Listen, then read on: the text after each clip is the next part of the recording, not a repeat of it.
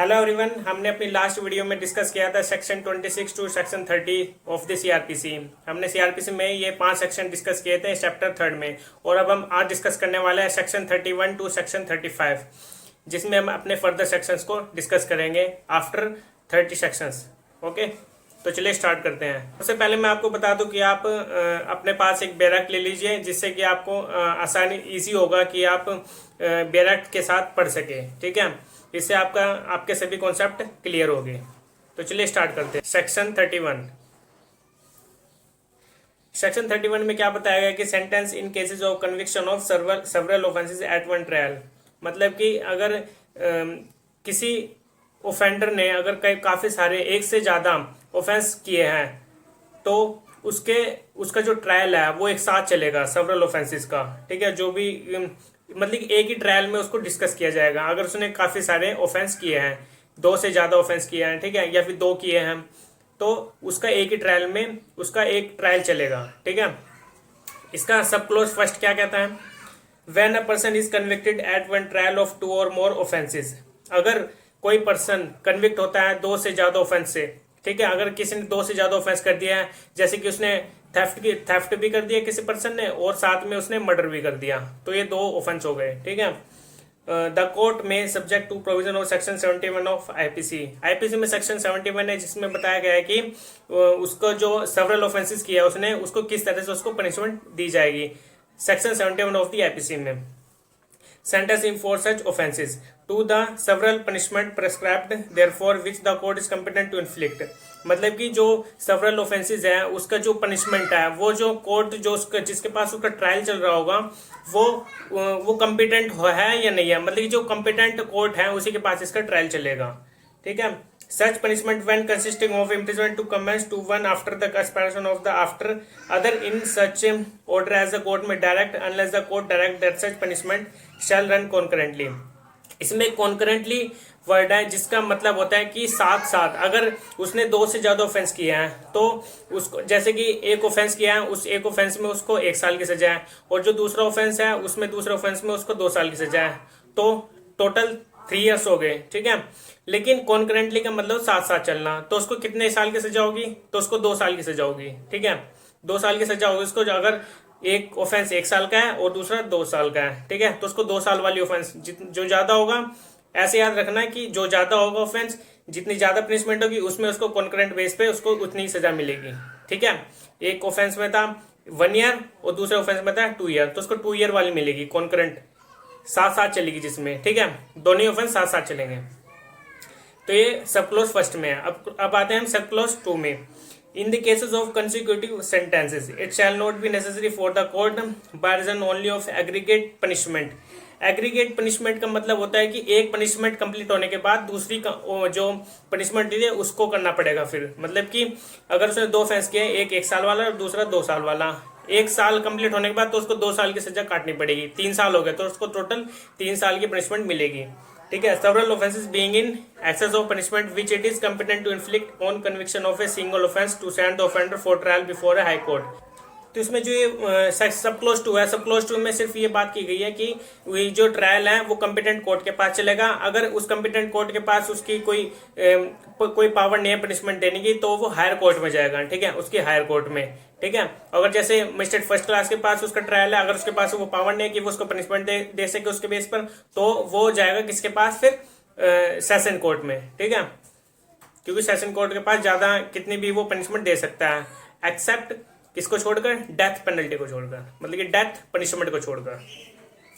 अब इसमें 2 प्रोवाइजर दिए गए, उसको पढ़ते हैं। In no cases shall person to be sentence to imprisonment for a longer period than 14 years. मतलब कि अगर 14 साल से ऊपर बैठता है अगर कोई भी पनिशमेंट, ठीक है, किसमें? एग्रीगेट पर। एक खत्म होने के बाद दूसरी पनिशमेंट जब चालू हो जाती है, ठीक है, तो उसमें अगर 14 ईयर्स बैठता है टोटल, तो ये उसमें उसके पास वो केस नहीं चलेगा, तो हायर अथॉरिटी के पास चले जाएगा केस। ठीक है, और बी क्लोज है, बी सब क्लोज में बताया गया कि the aggregate punishment shall not exceed twice the amount of punishment which the court is competent to inflict for a single offence.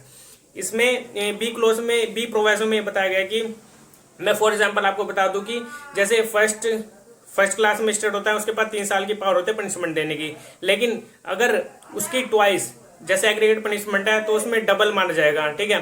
3 साल की है तो उसमें 6 साल तक की वो पनिशमेंट दे सकता है इस बी क्लोज में, ठीक है। 6 साल तक वो उससे ऊपर वो पनिशमेंट नहीं दे सकता है। किसमें? एग्रीगेट पनिशमेंट में। मतलब कि एक ऑफेंस कंप्लीट होने के बाद तो दूसरा ऑफेंस जो चलता है वो 6 साल से ऊपर नहीं जाना चाहिए। अगर वो जाता है तो हायर कोर्ट में जाएगा, ठीक है। बी क्लोज में सिर्फ यही बात की गई है। तो इससे आपको अच्छे से क्लियर हो गया हो कि अगर आपको क्लियर नहीं हुआ तो आप इसको रिपीट करके देख सकते हैं वीडियो को, ठीक है। और थर्ड क्लोज है, थर्ड क्लोज में क्या बात की गई? For the purpose of appeal by convict person the aggregate of the consecutive sentence pass against him under this section shall be deemed to be a single sentence.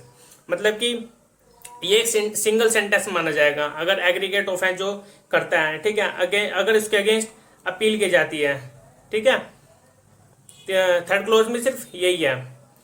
अब हम आते हैं सेक्शन 32 में। सेक्शन 32 में क्या बात की गई है? Mode of conferring power. मतलब कि सेक्शन 32 में ये बात की गई है कि जो स्टेट गवर्नमेंट है और जो हाई कोर्ट है वो पावर कन्फर करते हैं, पावर देते हैं किसको?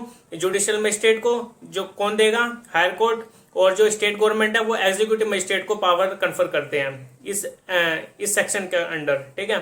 इसमें बात की गई in conferring powers under this court the high court और द स्टेट गवर्नमेंट ऐसे केस में भी by order empower person specially by name और in virtue of their offices और classes of office generally by their official titles. मतलब कि उसको official titles, name, by virtue office, मतलब कि क्लासेस के बेस पर उसको पावर दी जाएगी जो जिसकी पावर है। जैसे अगर मजिस्ट्रेट फर्स्ट क्लास को पावर दी जाती है, कौन देगा? High court.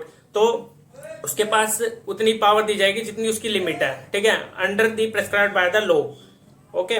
और जो स्टेट गवर्नमेंट है उसको उतनी पावर देगा। जैसे डीएम, एसडीएम होते हैं तो एग्जीक्यूटिव मजिस्ट्रेट होते हैं वो, ठीक है, एग्जीक्यूटिव मजिस्ट्रेट के अंडर आते हैं स्टेट गवर्नमेंट के under, okay.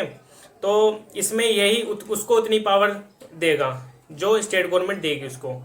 Every such order shall take effect from the date on which it is communicated to the person so empowered. जो उसको पावर दी गई है वो जब कम्युनिकेट हो जाती है, जो वो पावर है उसको मिल जाती है और वो पर्सन एम्पावर्ड हो जाता है। जब भी उसको पावर दी जाती है बाय द स्टेट गवर्नमेंट या बाय द हाई कोर्ट तो उसी डेट से वो एम्पावर्ड हो जाती है उसकी पावर, ठीक है।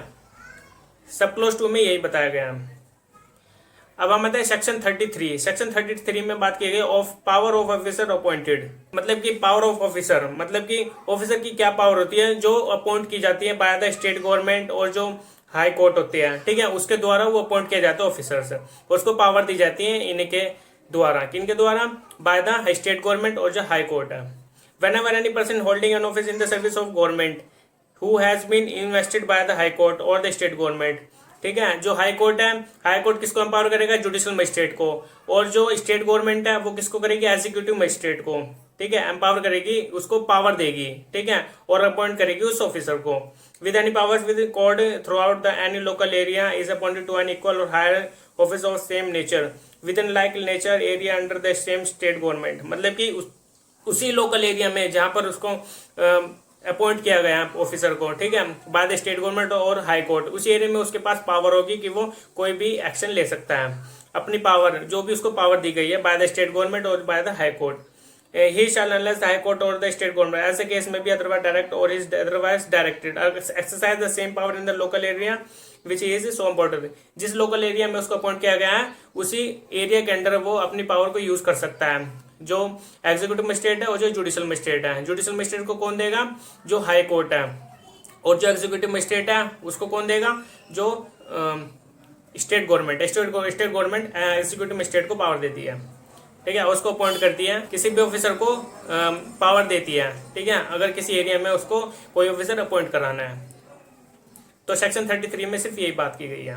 सेक्शन 34 में बताया गया कि विड्रॉल ऑफ पावर्स। मतलब कि जो सेक्शन 33 में हमने बात की गई है, किसी भी ऑफिसर को कोई पावर दी गई है by the state government, bye the high court, तो उसके जो स्टेट गवर्नमेंट है, जो हाई कोर्ट है, उनके पास ये पावर है कि वो विड्रॉ कर सकती है, उनकी पावर वापस ले सकती है।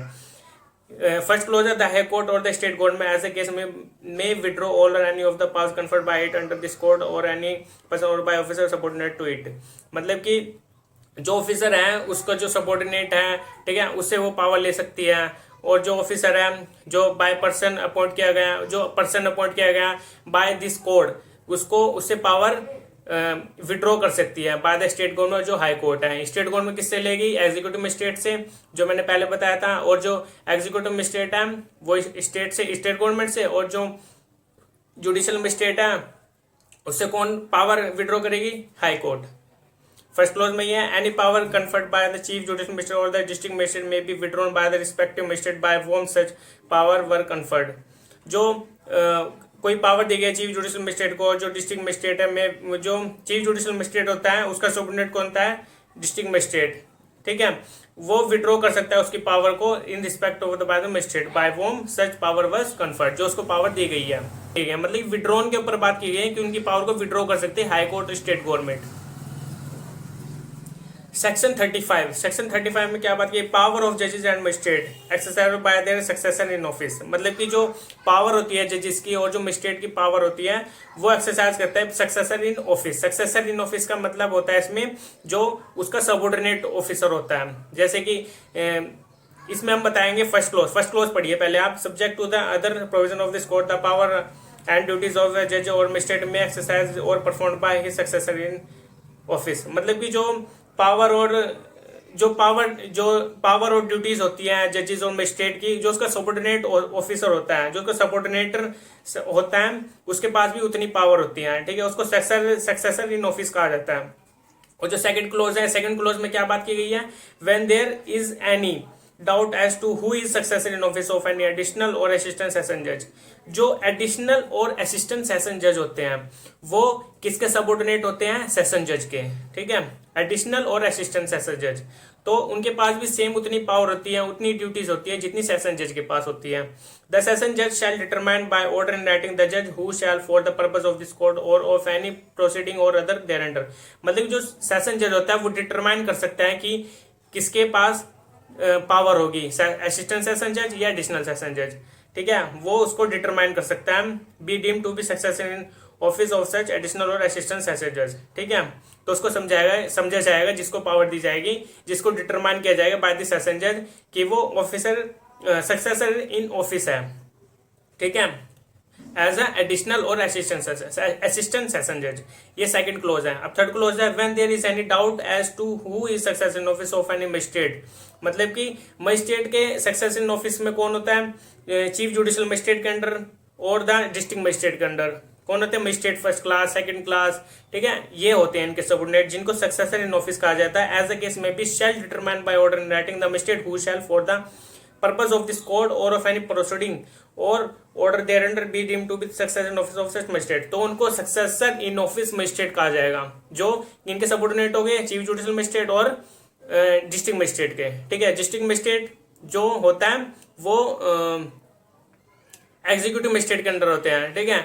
और जो चीफ जुडिशियल मजिस्ट्रेट होते हैं वो जुडिशियल मजिस्ट्रेट के अंदर आते हैं, ओके। तो ये हमारे 35 सेक्शन हो गया कंप्लीट, 31 to 35। और अब हम अपनी नेक्स्ट वीडियो में एक नया चैप्टर स्टार्ट करेंगे जिसको हम जानेंगे। आज की वीडियो में सिर्फ इतना ही, हमने अपना थर्ड चैप्टर कंप्लीट कर लिया है। सेक्शन 26 टू सेक्शन 35 हमारे ये थर्ड चैप्टर कंप्लीट हो गया है, जो था हमारा पावर ऑफ द कोर्ट। तो हमने कोर्ट की पावर को समझ लिया है कि कोर्ट की कितनी पावर होती है, ठीक है, उसका क्या प्रोसीजर होता है। अब हम अपने नेक्स्ट चैप्टर में नया टॉपिक लेकर आएंगे। Okay, bye.